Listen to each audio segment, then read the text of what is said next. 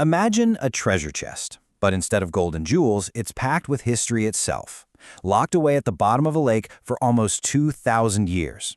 Well, in this explainer, we're diving deep into an absolutely incredible discovery that's brought one of those treasure chests to light.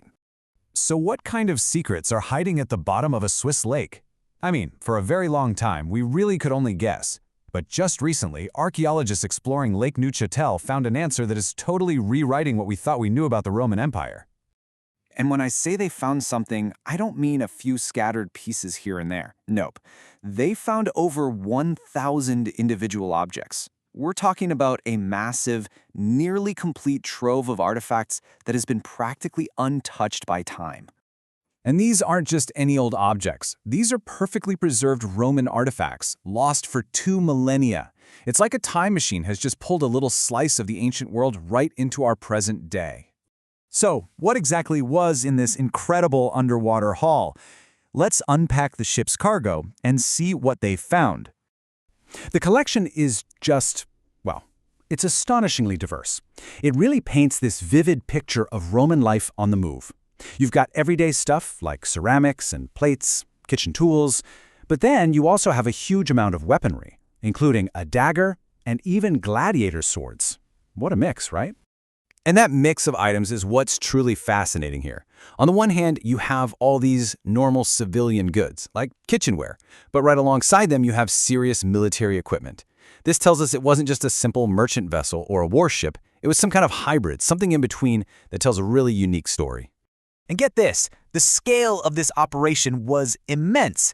Archaeologists figure that this one single cargo was probably meant to supply a force of about 6,000 Roman soldiers. That is just a staggering reminder of the logistical power of the Roman Empire. But you know, seeing all these items so perfectly preserved, it just raises this one huge question. How in the world did a 2,000-year-old time capsule survive so perfectly at the bottom of a lake?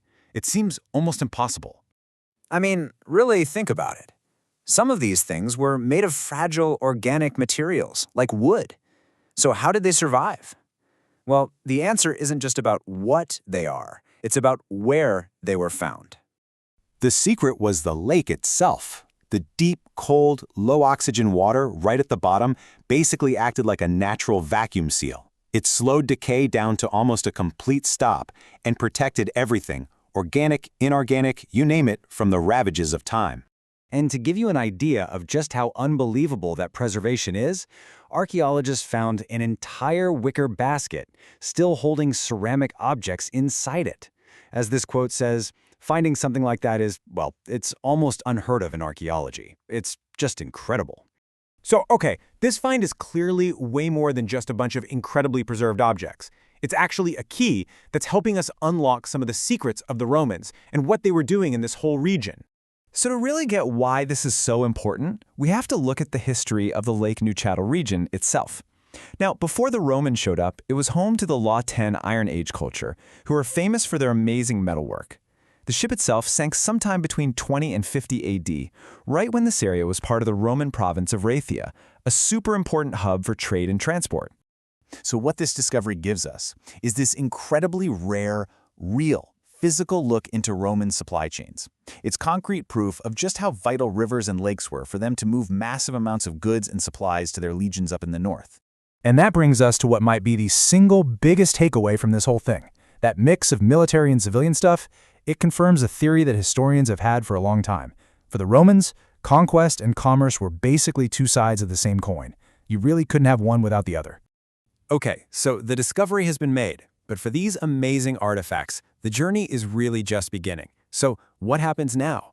Well, it's this really careful 3-step process. First up, every single one of those 1,000+ items has to be meticulously cleaned and restored. Then, scholars are going to analyze them for every possible clue they hold, and finally, the entire collection is going to go on display for all of us to see. And that leaves us with one last really tantalizing thought.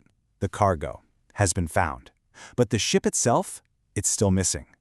Which just begs the question, what else is waiting to be discovered down there in the deep, silent waters of Lake Neuchâtel? It's such a powerful reminder that so much of our history is still out there, just waiting to be found.